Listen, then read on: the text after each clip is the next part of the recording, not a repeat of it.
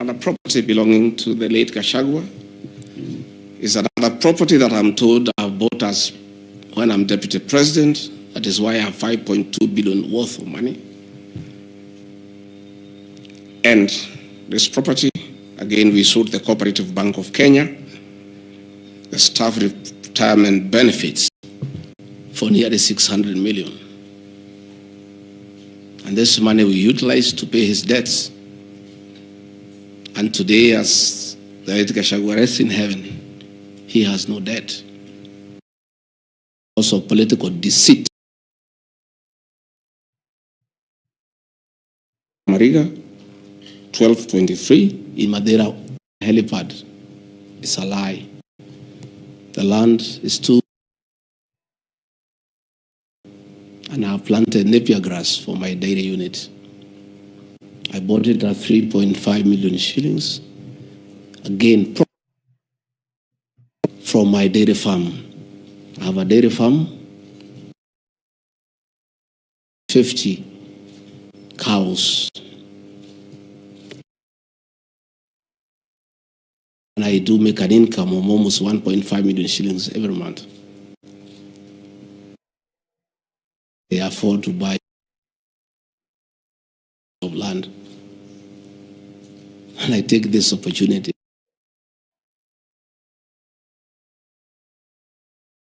Anytime I've gone to the Rift Valley, in appreciation of the support I give President, gives me a cow or two. And within 2 years, I have the largest dairy farm in Madeira of the Kalenjin people. I want to thank them for their kindness.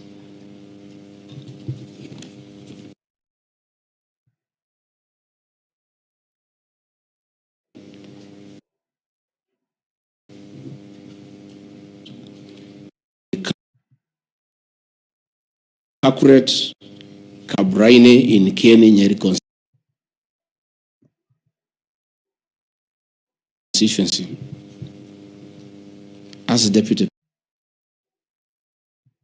President of the Republic of Kenya. I saw the Honorable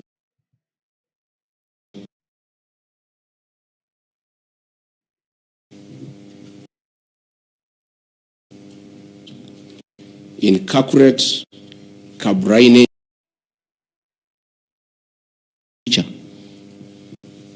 I bought this land from the Honorable Joroge Wainaina in 2015. I was not even a member of parliament.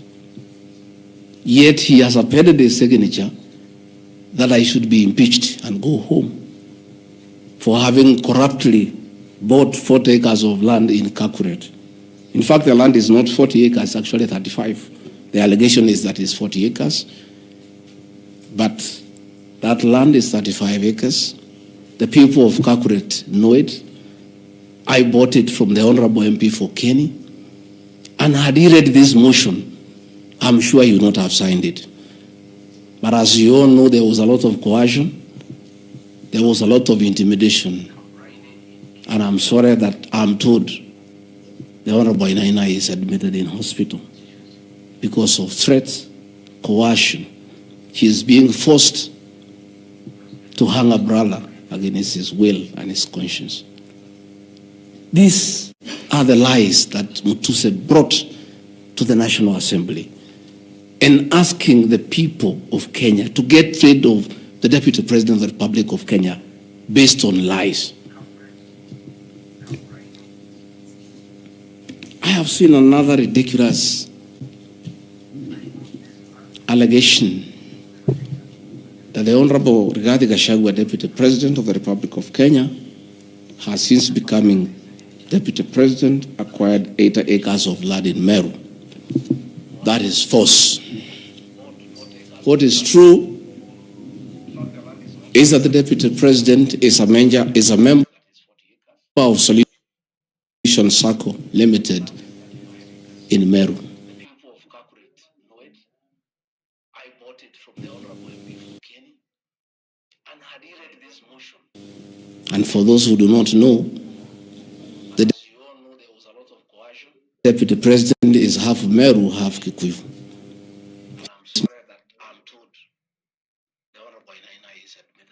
Mother, the late mother, Rigathi Gachagua, was born in Meru in a place called Katheri, and thereafter settled in Kiberesha. Deputy President Rigathi Gachagua sometimes is a lonely man. His father is dead, his mother is dead. His brother, Rigathi Gachagua, the governor, died of pancreatic cancer. His brother, Dr. Fred Wachira Gachagua, died because of alcohol. His other brother, Jackson Riani, died because of alcohol. His sisters are married. So when he goes home, many times he's lonely. And he decided to look for some land in Meru where he can go and build a house and be among his relatives, his mother's relatives. And in the process, I identified a 29-acre land and borrowed money from Solution Circle, which I'm paying every month. We'll give you documents.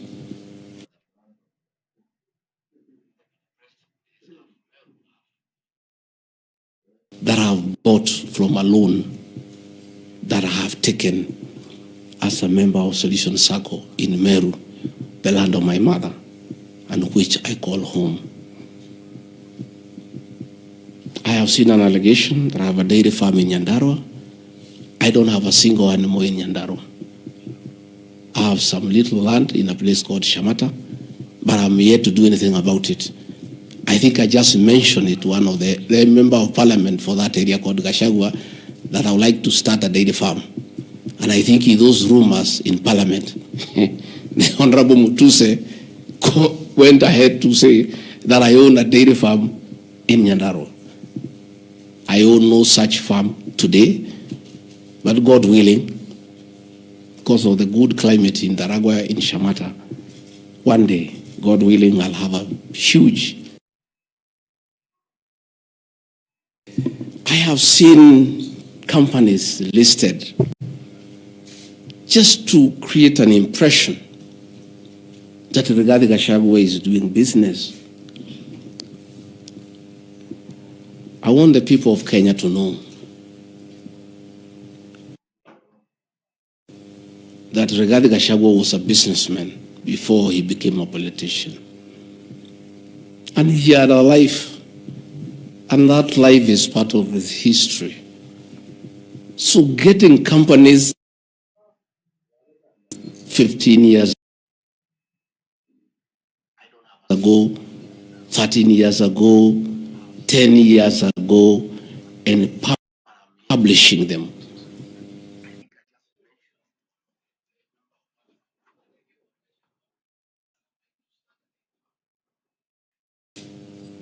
I left university in 1989.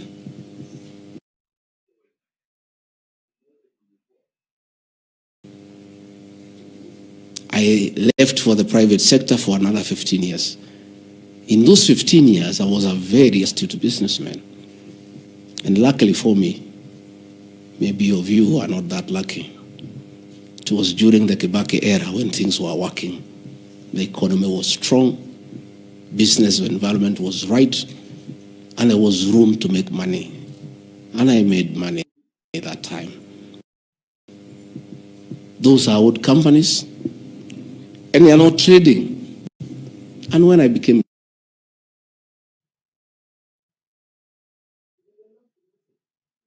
and I told them to continue doing business and not to do business with the government because I don't want conflict of interest. I want to confirm to the people of Kenya tonight that no company owned by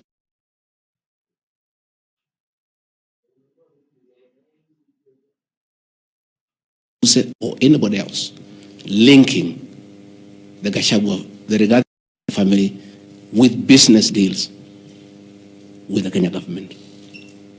I agreed with my children that they do business with the private sector. Do I bequeath it? And just for clarity, because I don't think they are worth a reply. Because there's nothing about them. Rigathi Gachagua Foundation. As a member of parliament, I was educating orphans. I was educating children of single mothers. I was educating children of PWDs. And their education needed to continue. And I don't have the benefit of CDF money. So I started a foundation, the Rigathi Gachagua Foundation, to continue doing the work of charity. I have seen my foundation here. The Honorable Mutuse has not said what crime the Deputy President has done by having a foundation that is non-profit making. For the purposes of clarity, I'll give you the bank statement for this foundation. I have only received a total of 12 million shillings from well-wishers, which have educated children, have educated students at Pwani University, and other vulnerable people. Dorcas Rigathi Gachagua Foundation, this is just an attempt to bring my family into mud. Every Kenyan knows the work Dorcas Rigathi has done in this country for the boy child. She has opened clinics for addicted children, and she gets a lot of money in her foundation. Since a decision was made that the government will not fund the office of the spouse of the Deputy President, Kenyans of goodwill flock to her every day with cash donations, with material donations, for her to continue with a very good program she's doing of rehabilitating children in Kilifi, in Mombasa, in Nyandarua, in Laikipia, in Nairobi, and her work is well documented. I am yet to see from the movement's motion what crime the Rigathi Gachagua Foundation has done. There is no allegation, there is no evidence, there is nothing. Against Rigathi Gachagua Foundation, there is nothing. Spiritway Limited is a company registered by Dorcas Rigathi that does work with church ministries. This ministry has not traded, does not even have a bank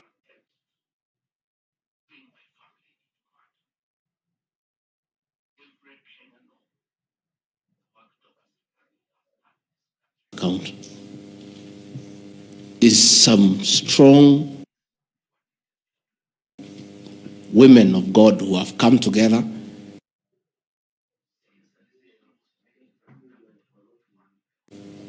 to preach the gospel. The mover of this motion has not indicated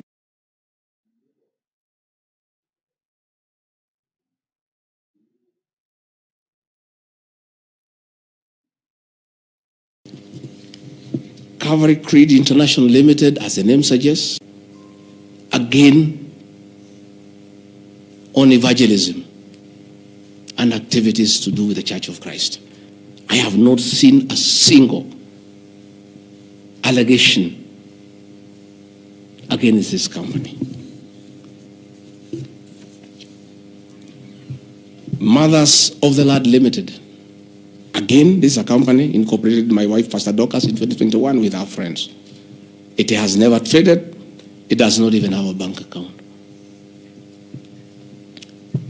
The Anani Collective. This is a business name registered by my son, Dr. Keith Rigathi, in 2021 before I came into office. The ideas he had, they have not yet to fruition. So the company is dormant. I am waiting to see a single allegation.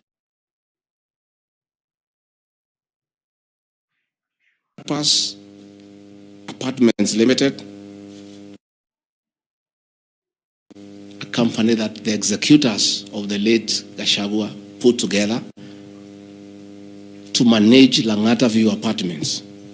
The late Gachagua left 80 apartments for his children in Langata and asked us to sell and the proceeds to the wives, the children, and the brothers in a formula that he gave. In a family meeting that I chaired, we agreed as a family that we should not sell the flats. We should share them so that everybody can be getting a rental income. Yes, he gave to me, I have 10 flats. His daughter has 10, his wife has 5, another one has 2, another has 1. So we did put this company together called Grad Bypass Apartments Limited. This is a company that will be managing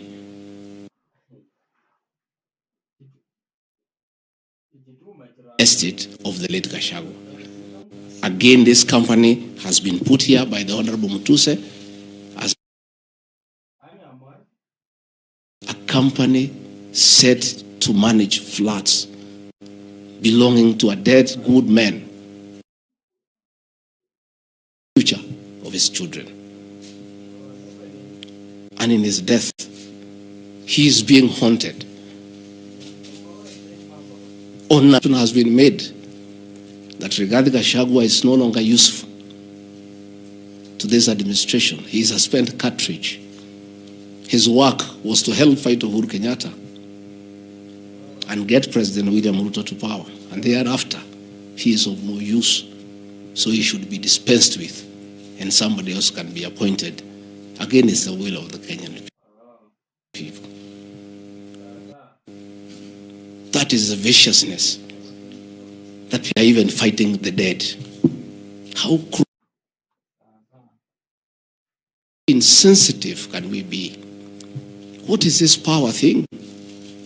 That you even fight the dead for you to entrench yourself in power and get rid of your perceived political enemies. I appeal to the people of Kenya to have respect for the dead, if nothing else. People may have money, they may have power, they may have everything, but they must remember that it is very respectful to respect the dead. Please stop haunting my late brother. Don't put him.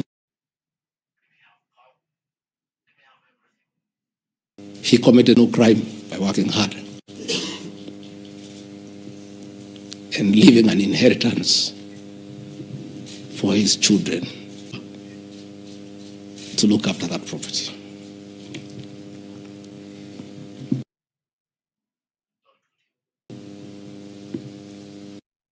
Fortis Viz Group Limited is a company incorporated in 2023 by my son Kevin.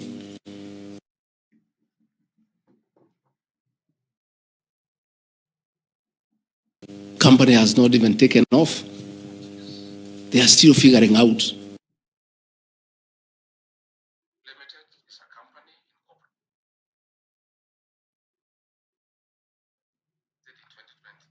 in 2020. Company and find out what is not happening. This company has not even started. These are innocent boys who have decided to invest in their own country.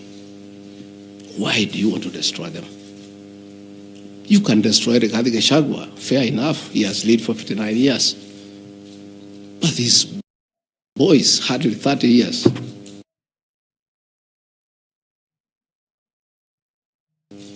Why?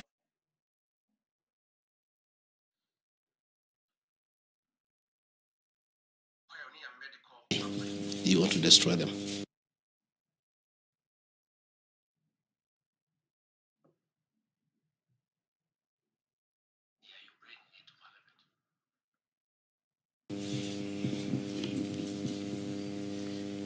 Pioneer Medical Company Group.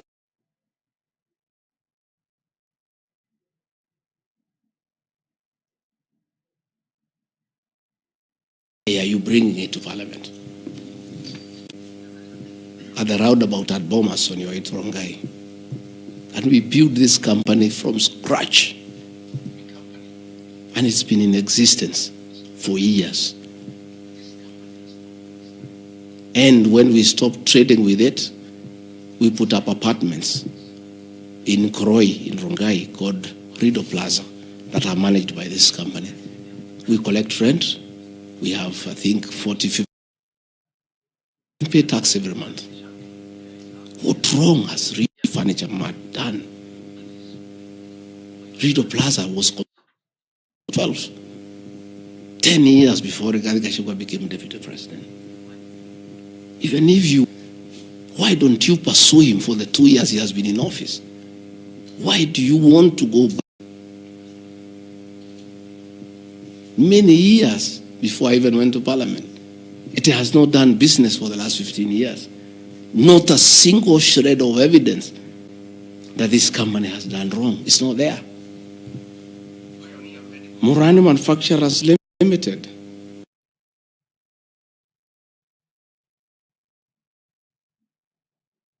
It's a company that is founded by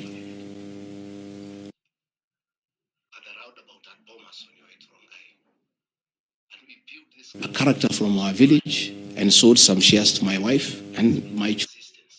For years.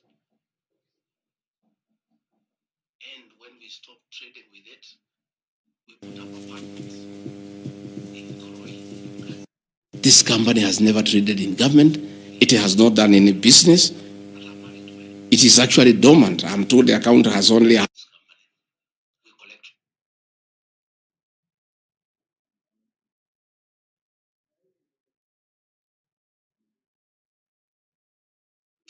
some shares in a company that has 132,000 shillings.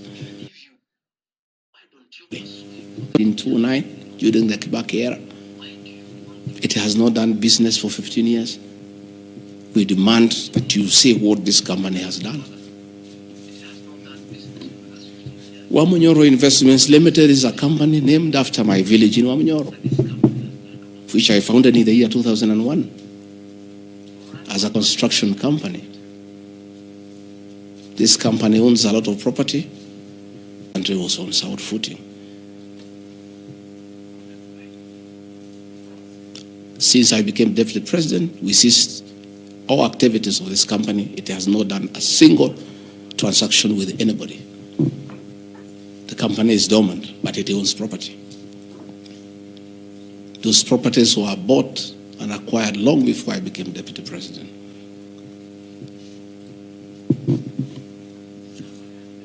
Cosmere Venture Limited is a company that was incorporated in 2018 before I became deputy president by my sons.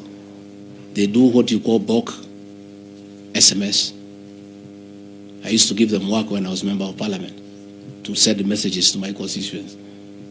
I think they were charging me 30 cents per SMS. Some young, enterprising young people. Company 2018. It doesn't do business with government. It is not accused of any wrongdoing by anybody, anywhere. It's just name there. Royal Crimson Ventures operated in 2018 by my children to do their little business. No allegation of any wrongdoing.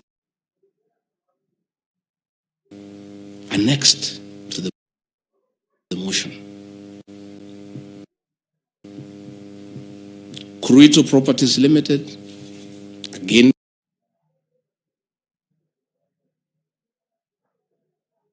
the Vipingo Hotel. No details of any accusation, any wrongdoing, nothing. Crystal Kenya Limited, this company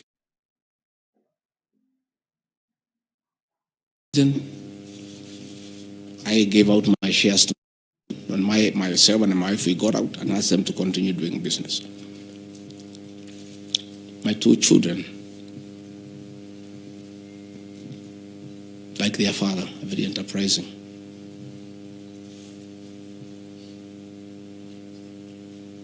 Nyeri County, where I come from, we were hit badly by COVID, and all our hotels shut down. Hundreds of jobs were lost. Many people who were supplying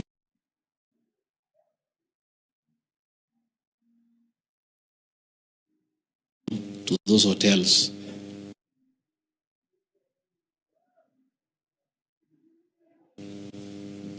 shut down. The two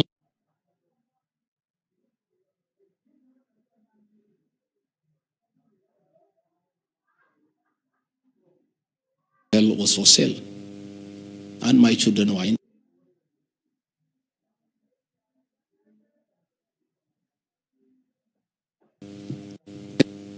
It's a government,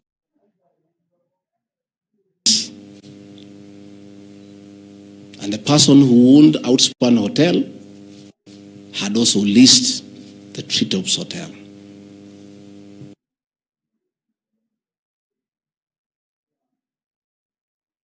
An assignment of the lease, so they don't own Treetops Hotel.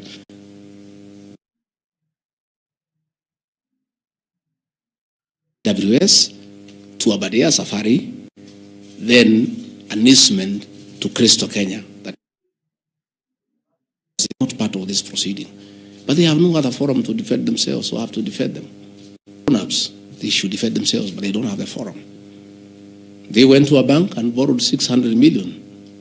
The documents are there. And bought a hotel and bought the lease.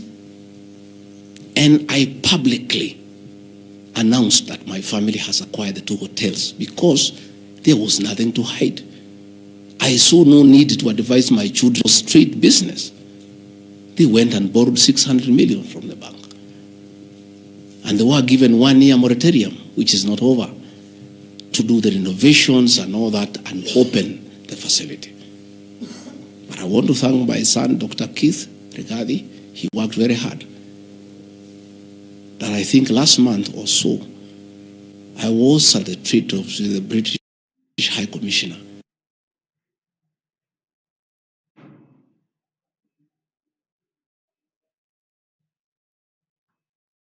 To open the Treetops. It's important to the people of Nyeri and the system. It is in the Treetops Hotel that Princess Elizabeth slept. And when that facility was shut down, it was very devastating to the people of Nyeri and the Abadia ecosystem. So when the people of Nyeri heard that the son of the deputy president is interested in leasing that facility from KWS and reopen it, there was joy and ululation in the Abadias. Since this hotel opened, 45 Kenyans are back to work. The vegetables to that hotel. The local butchers are supplying me to that hotel.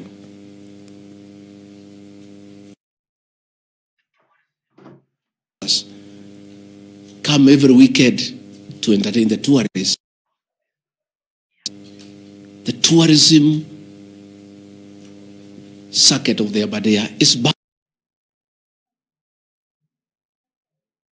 and now being demonized as crooks, as criminals who should not invest in their own motherland because the Deputy President of the Republic of Kenya spends a lot of time in one of his functions that he has been given by the President to coordinate development partners and look for investors.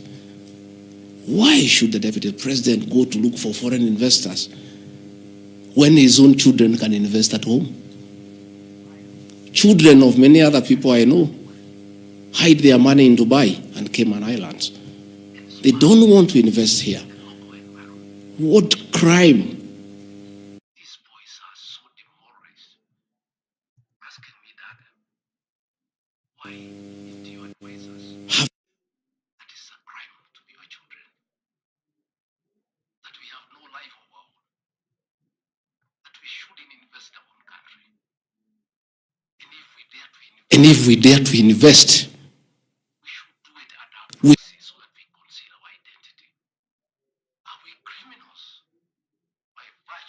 should do it at our proxy so that we conceal our identity.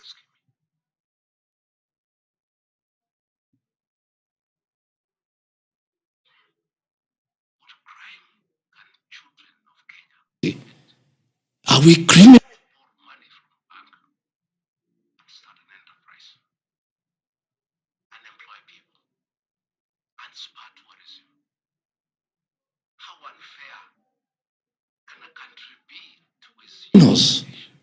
By virtue of being your children?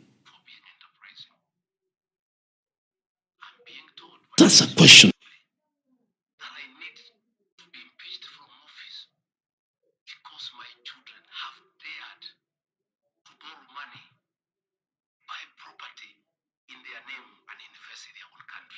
My children asking me.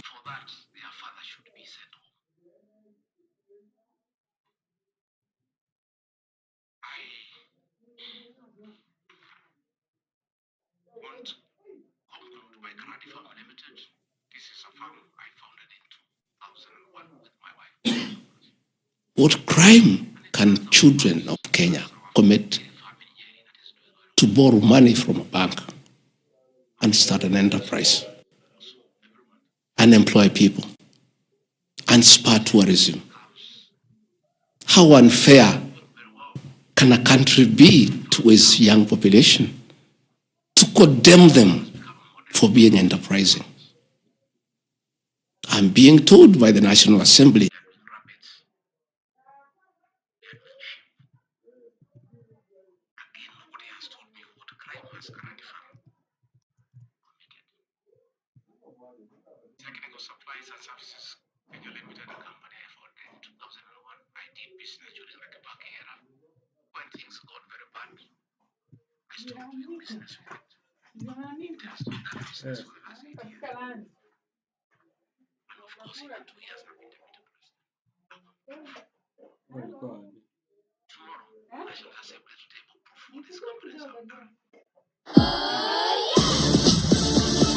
It's easy. Techno, stop at nothing. them for being enterprising. I'm being told by the National Assembly that I need own country. And for that, their father should be sent home. I want to conclude by Rigathi Farm Limited. This is a farm I founded in 2001 with my wife, Pastor Dorcas. And it runs our farms. It runs our dairy farm in Nyeri that is doing very well. I'm making $1 million shillings also every month. And I sell calves and it's doing very well. And my farm now has become a model farm for the local farmers. We are doing chicken, we are doing rabbits, we are doing sheep. Again, nobody has told me what crime has currently committed. Technical Supplies and Services Kenya Limited, a company I founded in 2001. I did business during the Kibaki era. When things got very bad, I stopped doing business with it. It has not done business for the last 8 years. And of course, in the 2 years I've been deputy president, I want proof. Tomorrow, the National Assembly today will prove what these companies have done. They will be very embarrassed before the people of Kenya. This will be the most shameful act ever in the history of our National Assembly, where you go table a motion that is so sensational based on trash and not a single accusation backed by evidence.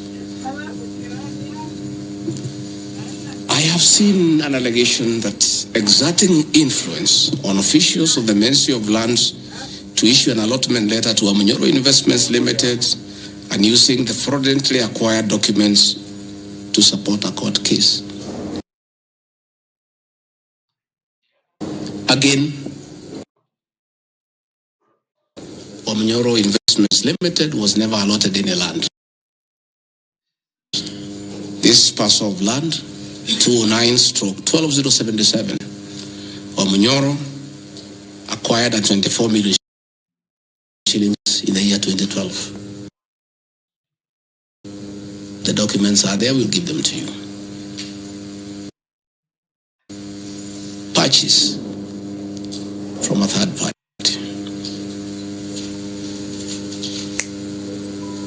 Somebody went to the National Land Commission and lodged a case and claimed the property belonged to him. A former. My witness statement, before I became Deputy President, I supplied all documents before I became Deputy President. I did not file any evidence as Deputy President. And the matter was concluded, and the High Court issued a judgment. We'll give you the judgment that the land belongs to Omnyoro Investments Limited. I am told that they have appealed the judgment. I invite the Honorable Mutuse to apply to be co-joined in the appeal, and then he can argue his case. This is a matter that has been adjudicated by the High Court of Kenya and made a determination. And you want to bring it to the National Assembly. The matter is alive with the Court of Appeal. It is sub judice to even discuss it in Parliament, because a determination has been made. Irregular procurement of mosquito nets at a cost of 3.7 billion. I saw a huge headline from the Star newspaper, planted headline. This is the most ridiculous headline I've ever seen, and this is the most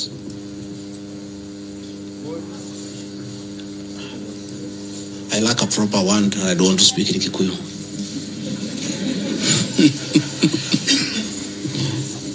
I think somebody needs to give you some water. I'm looking for.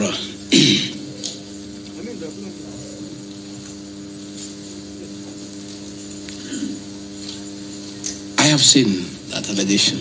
I want to respond as follows. One,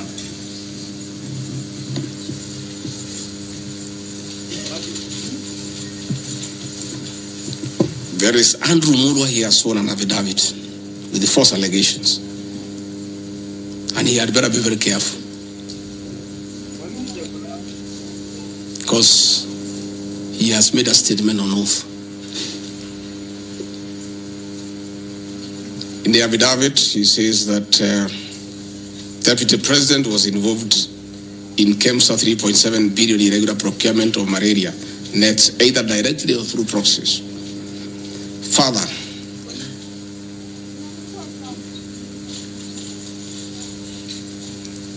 Shobika Impex Limited is an international company, the fourth largest manufacturer of mosquito nets in the world. It has done many tenders with KEMSA, with the Global Fund, countries in Africa and Asia. And there was a tender.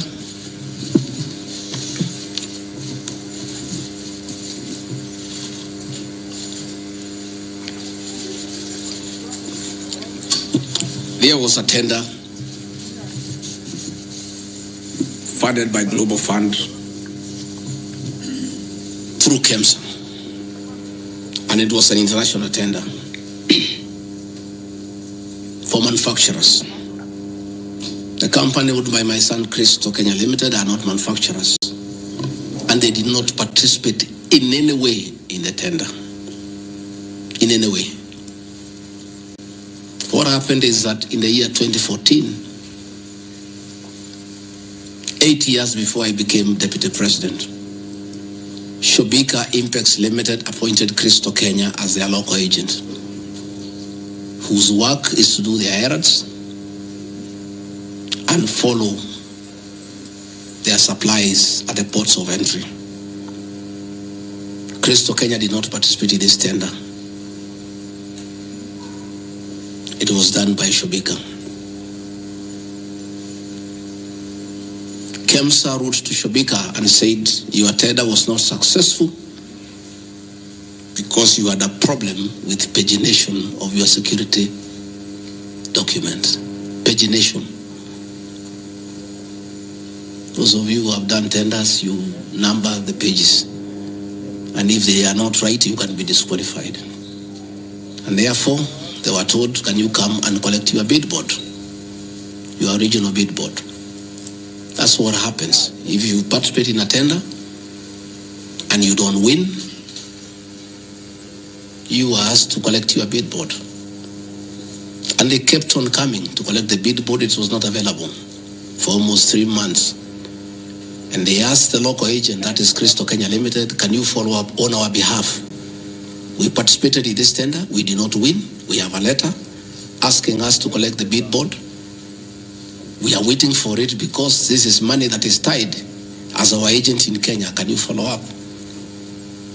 And that is why when my son on behalf of Crystal Kenya Limited went to KEMSA trying to follow up. And when it was not working, he brought it to my attention and I made a call to Mr. Andrew Mulwa, asking, my son has been here. There's a little issue about a bid board of an unsuccessful tenderer. Why is it that this is money that is tied? And these are foreigners, these are foreign investors. We don't want to make life difficult for them. Please, why don't you release it to it unless there's a problem? Oh, he said, no, the matter is under investigation. That is why we cannot release it. The bid board is with the SEC. I said, fine. If the matter is under investigation, so be it. Right along, the investigations were over.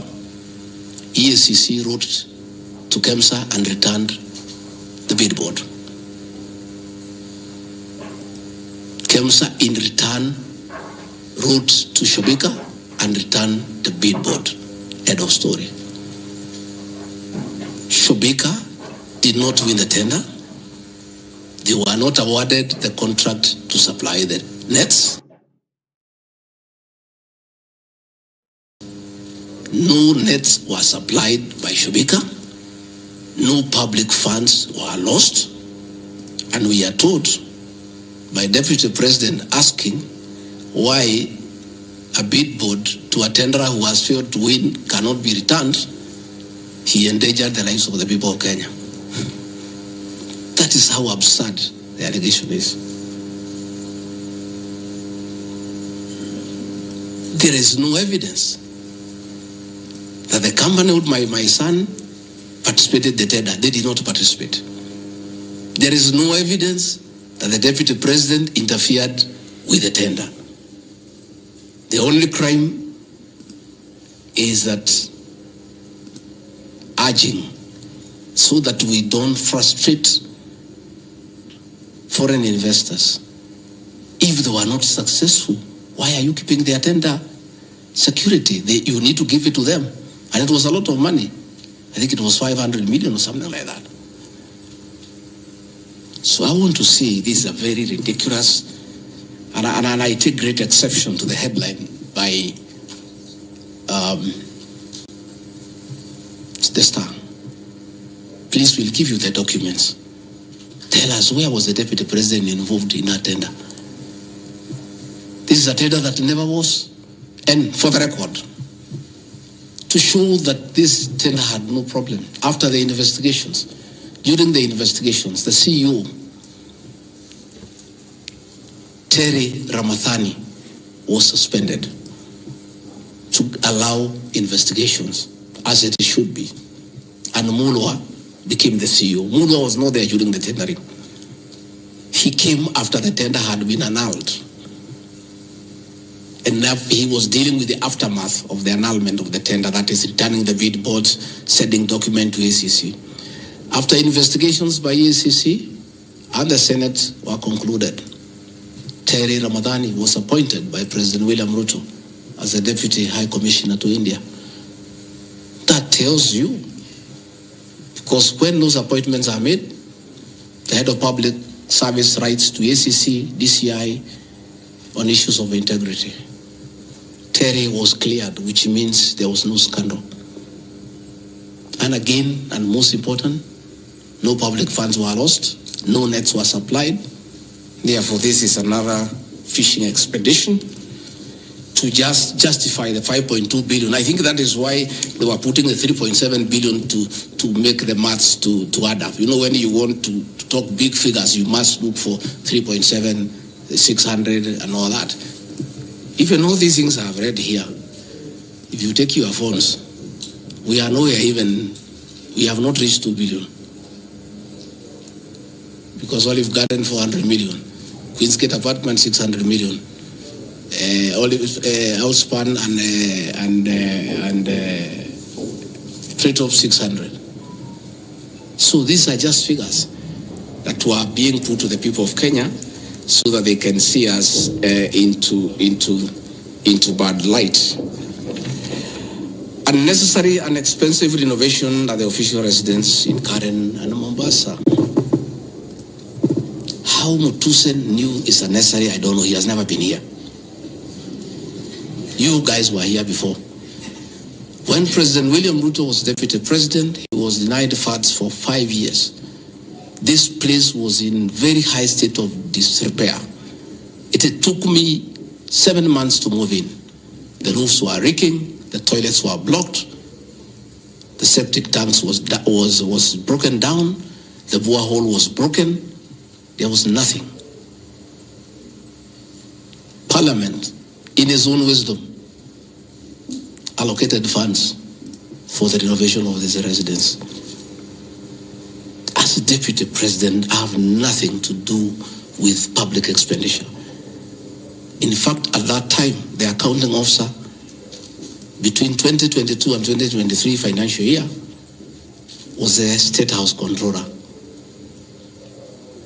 Procurement was done, tender was awarded, and the renovations were done. As and you can see, the place looks good. There was need to dignify the office of the deputy president because he has a function of coordinating development partners. Ambassadors and high commissioners and all sorts of international visitors are always here. So to dignify the office of the deputy president, the residents needed to be in the right standard, and that is not my decision, and I have nothing to do with it. As for the contractor who was awarded the job, I don't know him, and I don't need to know him. I have no business. Where he transferred his money, I would not know. I have no access to his account. Whether he is related to me, the answer is no. I don't know him. And for the record, I don't wish to know him, because it's not necessary.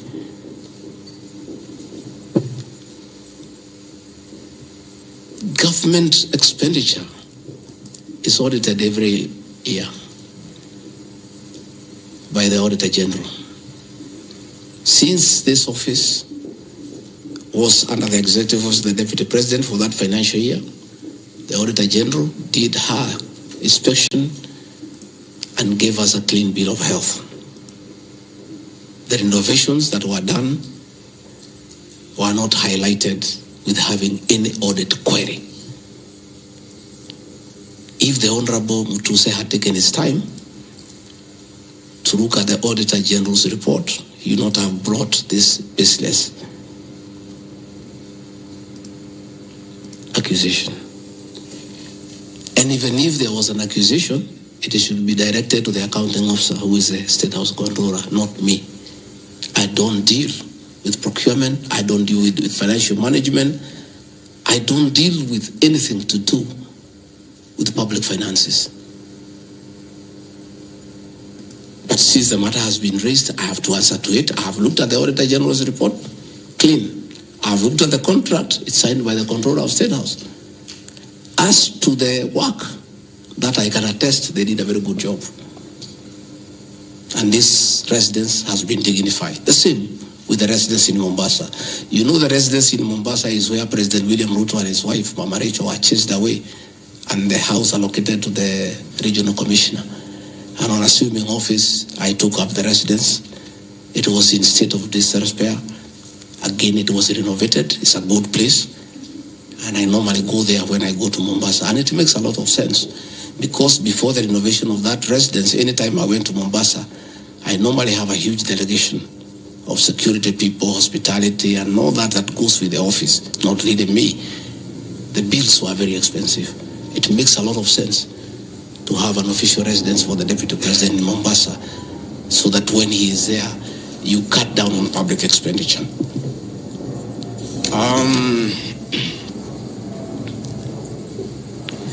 Dubiously acquiring a substantial portion of sum of 100 million paid to Lusona Events Limited. Again, that's another ridiculous acquisition from the north.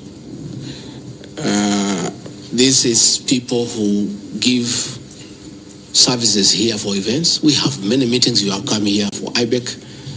There are tents put up here to the required standard. We have meetings here for development partners. This is a very busy residence. Most of you have been here. Again, I don't get involved in procurement. That is the work of the accounting officer and his team in public finance management. As to the person who does that work, I don't know he or she, and I have no business knowing who does the work. Those are things that are not in my purview. Again, the ridiculous accusations that money came to me, one would have to demonstrate how it came to me. Was it brought to me through my account, through cash? Who was there? What is the evidence? Again, it is just trying to throw mud at me. And I want to say that that accusation is baseless, and we believe we want to see the mover of the motion coming up with tangible evidence. Again, these accusations lack particularities and specifics. They are just generalized accusations. Again, we'll be challenging that again in court, because there is a ruling that grounds of impeachment must be well grounded and must be particularized and specific. This is just an allegation. Where is the nexus between the supplier of events to this residence and the Deputy President, Rigathi Gachagua? There is no nexus. I don't know the person. I don't know the company. I'm not involved in the procurement. I don't even know how it is procured. All I do is I want events, and they are arranged, and I take part in those events. Those accusations of funds utilizing the Deputy President, in the office of the Deputy President, coming for my personal benefit, are ridiculous, unfounded, and totally malicious, and there is no evidence whatsoever. And I want you people of the press to also have these people to give you the evidence. Don't just write headlines. Ask, where is the evidence? Where are the particulars? You know, you don't just allege, oh, this particular supplier, this money went to the Deputy President. Yes, fine, that is good. How did it go to the Deputy President? You must explain.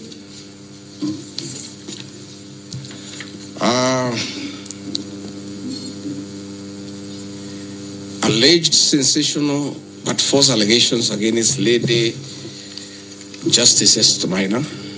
It is alleged that a special notice of motion at ground 4 had a gross violation of the Constitution, that I publicly attacked the Lady Justice Esther Minor and forcibly threatened to bring action against her. I did not threaten to bring any action against Justice Minor. I did bring action against her. I was just informing the public because I'm a public officer and I have freedom of speech. I have filed petition before the Judicial Service Commission against Justice Esther Minor in issues I felt I did not get proper justice. So I did not threaten her. I did what the law says. If you are not happy with the conduct of a judge, you file a petition before the the Judicial Service Commission, which I have done. Again, I don't want to delve before the matters because it is against sub judice, but that I have done. So I cannot be threatened.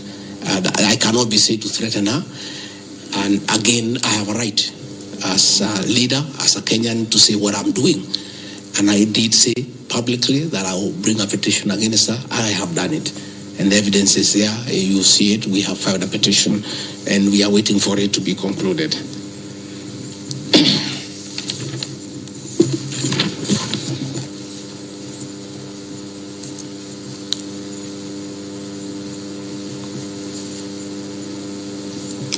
Again, I want to emphasize that my statements were protected speech consequent to a decision by the land judge in a matter involving my personal assets, which I disagree with and found to be wholly unfair. The matter having been concluded at that stage, my criticism of the decision was not sub judice, nor in any other manner prohibited by law. While I respond to the ruling of the land judge, I was in absolute disagreement with it. Contrary to the assertions, the special motion, I did not forcibly threaten to bring action against the land judge. I took legal action available to every citizen of Kenya under Article 168(2) of the Constitution, which allows any person to petition the Judicial Service Commission for the removal of any judge, and filed a legal complaint before the Judicial Service Commission in March 2024. Complaint being live before the JSC, discussion of the conduct of the land judge in the said matter here would be sub judice. Diverting materials meant for construction of Kilifi Malindi Highway to tarmac a private road to Vipingo Beach Resort. Again, I say Vipingo Beach Resort belongs to the estate of the late Governor Gachagua. The facts are as follows. King Charles III visited Kenya between 30th October 2023 and 3rd November 2024. During his state visit, one of the designated places where King Charles III was to visit was Kuritu Marine Conservancy, which shares a road with the Vipingo Beach Resort. And it's a public road, by the way, it's not a private road. I have annexed a copy of the program of the state visit to Kenya by King Charles III, marked RG, which at page 13 on item 63 and 64 shows his departure and arrival at Kuritu Marine Conservancy. As I was walking around, I slept there, I think 2-3 weeks before the arrival of the king. And as you all know, I walk every morning. And as I walked on that road, I found there was a lot of activity and tarmac was going on. I was very happy and I asked what was happening. And I was told that the king himself, the third, will be coming. So, like all other residents of that area, we are very indebted to King Charles III, that this was done very speedily. Rigathi Gachagua never called anybody to do this road. In fact, I am informed that this road is donor funded, the one to Kilifi, and there is a component of corporate social responsibility. And I have learned, after I have inquired, that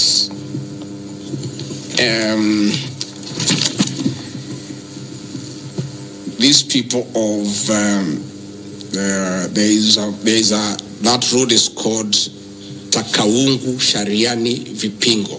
It's off the main road, and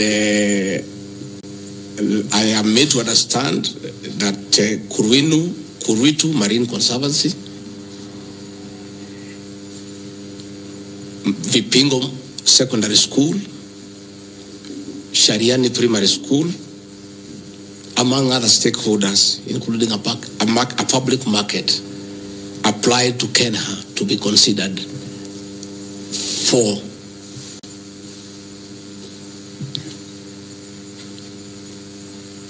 corporate social responsibility. And I think the issue of the king hastened that request. And that's why I said we are grateful to the king. Again, I invite evidence to show that I influenced that road. In any case, I would like to know the member of parliament for that area, how he will vote in this motion. He should be a very happy man. If Deputy President Rigathi Gachagua occasioned a tarmac road to be done in his constituency, he should vote for me. But I didn't. And when I went there, that Shariani market, people are very happy with that road.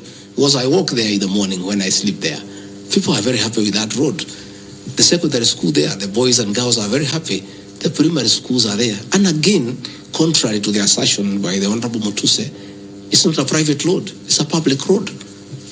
And it is serving many people, a primary school, a secondary school, a market, and a whole community, including the family of the estate of the late Governor Rigathi Gachagua.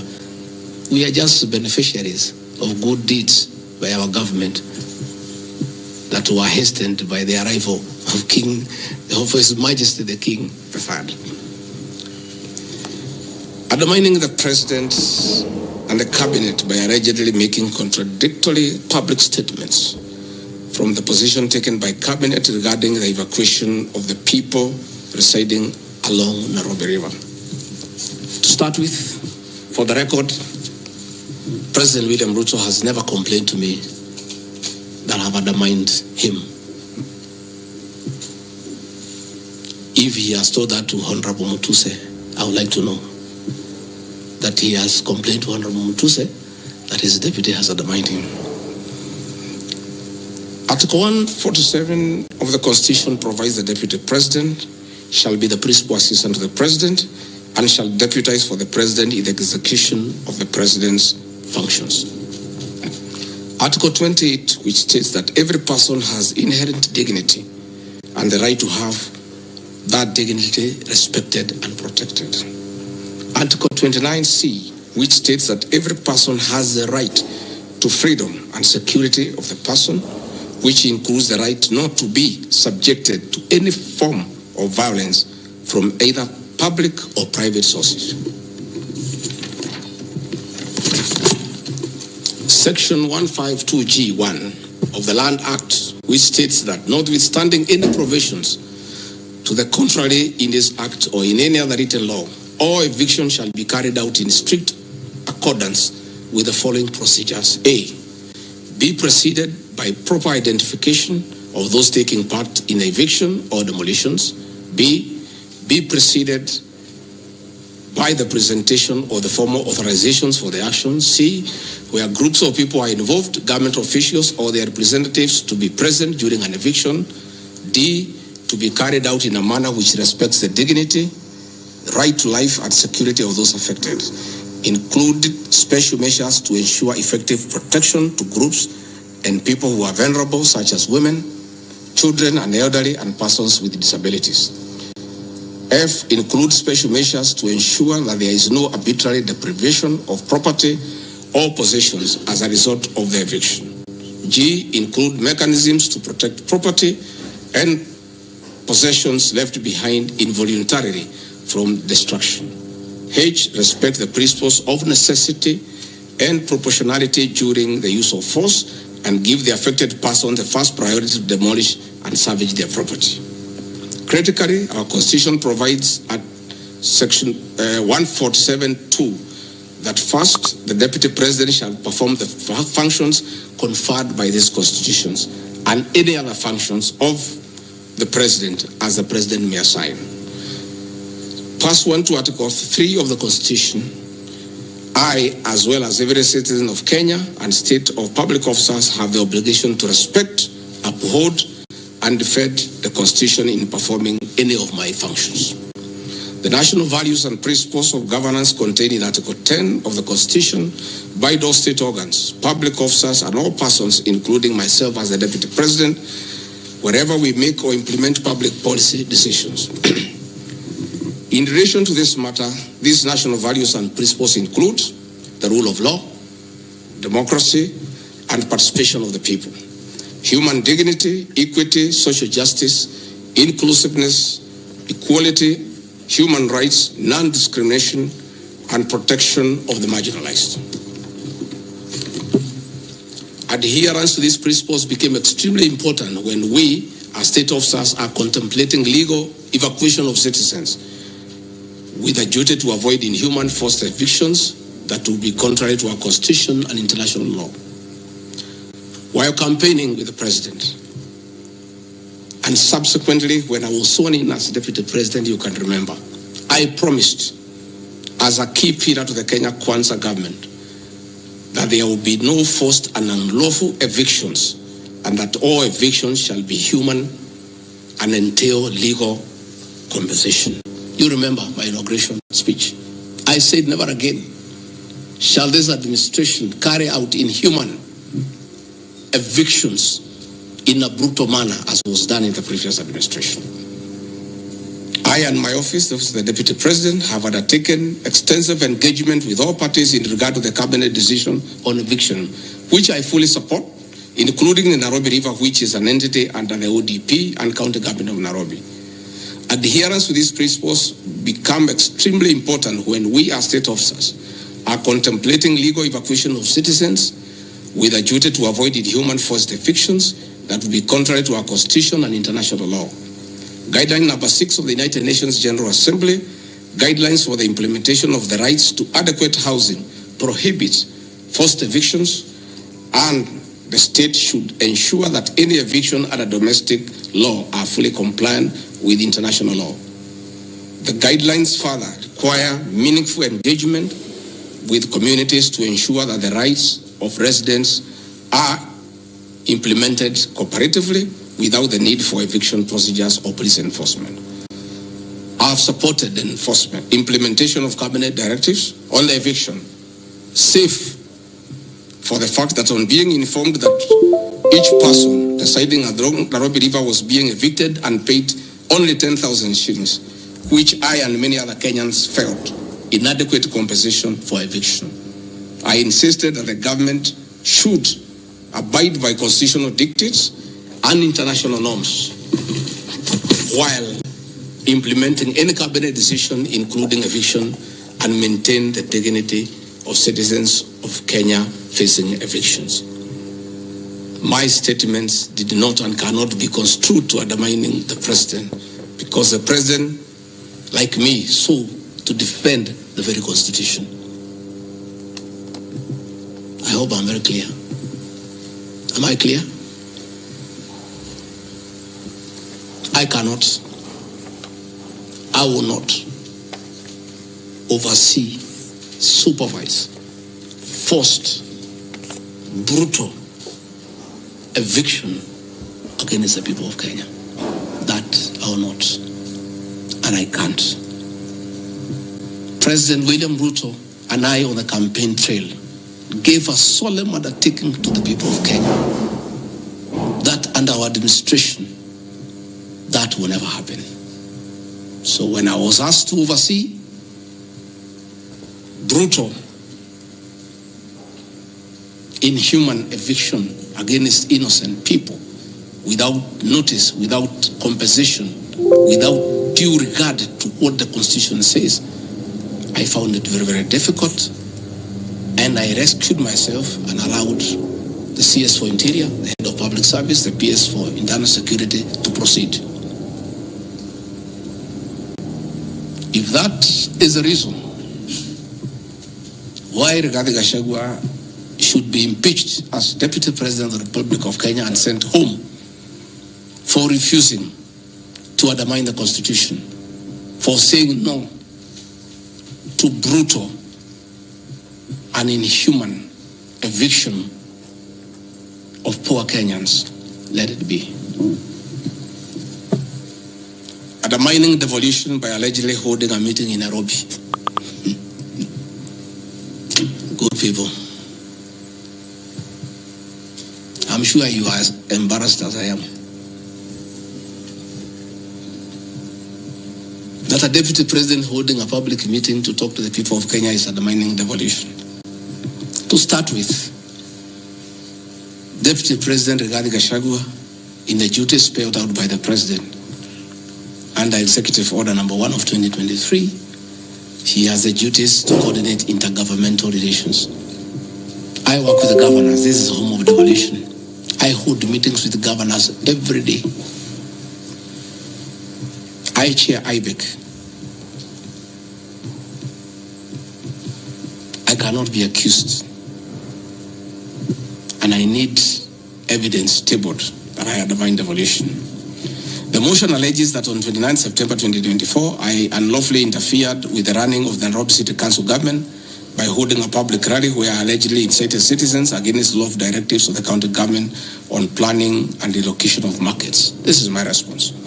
It is not true that I incited citizens against the law of directives of the county government as alleged. I wish to clarify and point out that when I held the public rally, I merely requested the governor of Nairobi County to speak and listen to grievances which were being raised by the market traders. Videos will be produced tomorrow in the National Assembly. I, Rigathi Gachagua, asking Governor Sakaja to take time to listen to the people and listen to their grievances.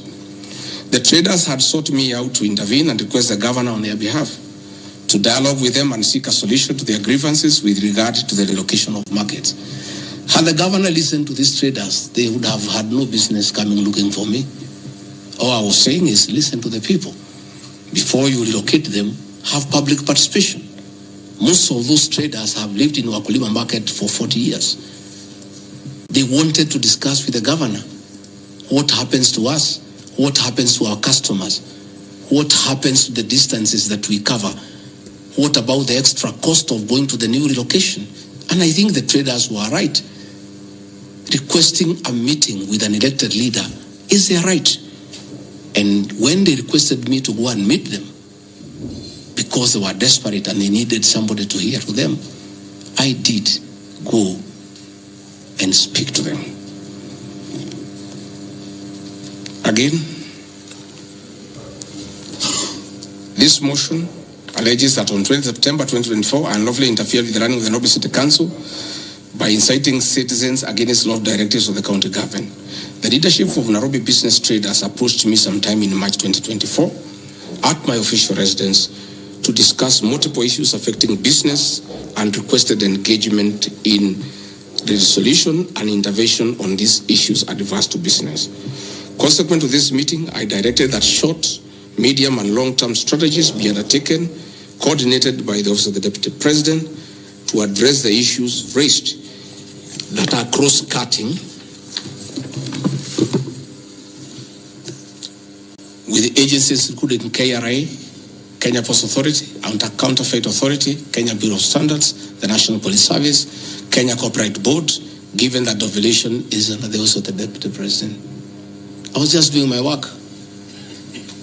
On 11th April 2024, the Small Traders and Government Agencies Technical Committee, coordinated by my office, held a meeting to discuss issues raised by the small traders, including Mudhurwa Market, attended by ODP staff in a supportive role in keeping with the draft framework of cooperation and engagement between government, Nairobi City County, and the Nairobi business traders.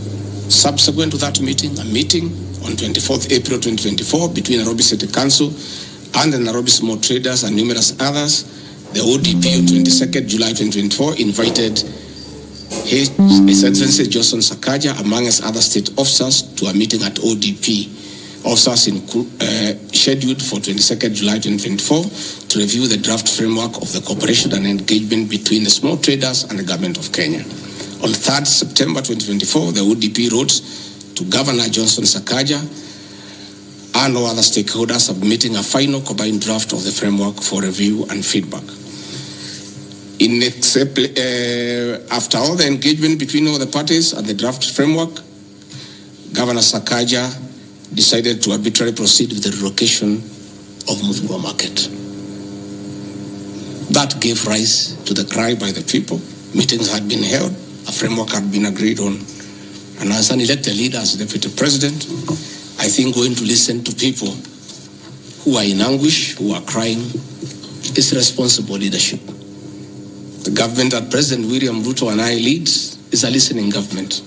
And going to listen to people cannot be an impeachable crime. I would like to know how members of parliament would want to send me home for going to listen to people who are crying that they need to be listened to. I would like to understand. Undermining devolution by allegedly holding meetings to fight alcohol.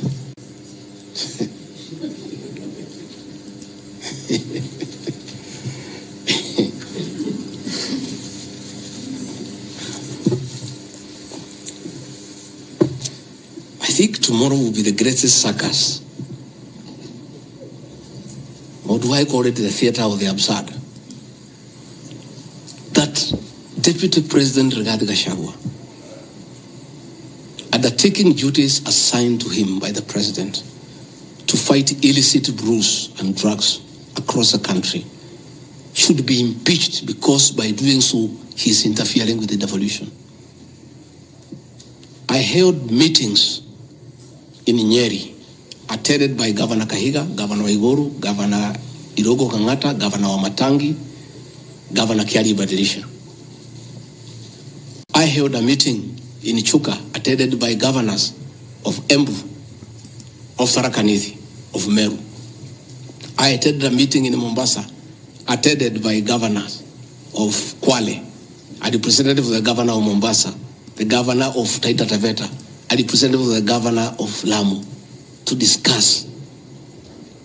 I held a meeting in Nakuru, nearly with all governors present, and all of us jointly, under my chairmanship, the Ministry of Interior and Governors, we agreed on how to tackle the menace of illicit brews. And we have a good story to tell.